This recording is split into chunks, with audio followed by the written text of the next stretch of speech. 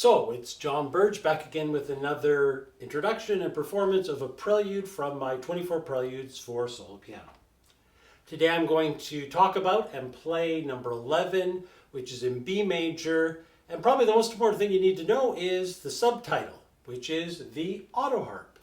If you don't know what an autoharp is, you are probably too young. Definitely an instrument from 50s, 60s, 70s.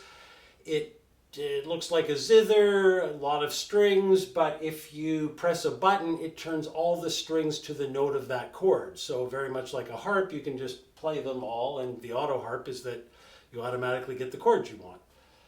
The trick here is I'm going to take a pretty nice piano and turn it into a pretty cheap autoharp. So the way I'm going to do that is I'm going to silently depress notes with my left hand, chords, and then I'm going to strum the strings. Well, I'm going to put the pedal down, strum the strings inside the piano. I use the back nail of my third finger, and then I'll release the pedal and then put it down again if I need to so that I can get my hand in another position. So there's a lot of work going on with the pedal just to make this piece work.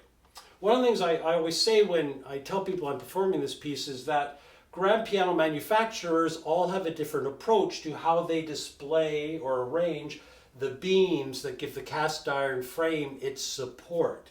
Now I've written these chords pretty much in the same register, and on most Yamahas that I've run into, it's easy enough to play all the chords that I've written and it all works.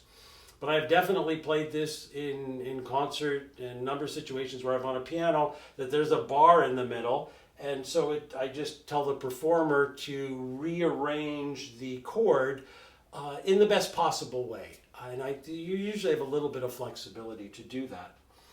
The other thing that you'll notice when I get to the end is that I'm just going to reach into the piano and I'm actually going to push down all of the dampers when I get to the end.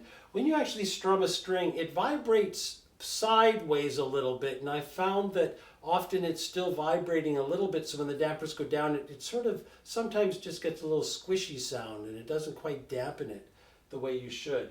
And so just reaching and using all the dampers actually works really quite well. I would say that one of the things about this piece is it's 2 lines of music and then there's a pretty big paragraph on how you play it.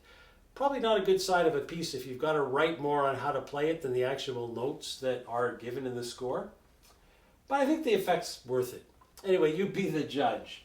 The Autoharp, number 11, B major.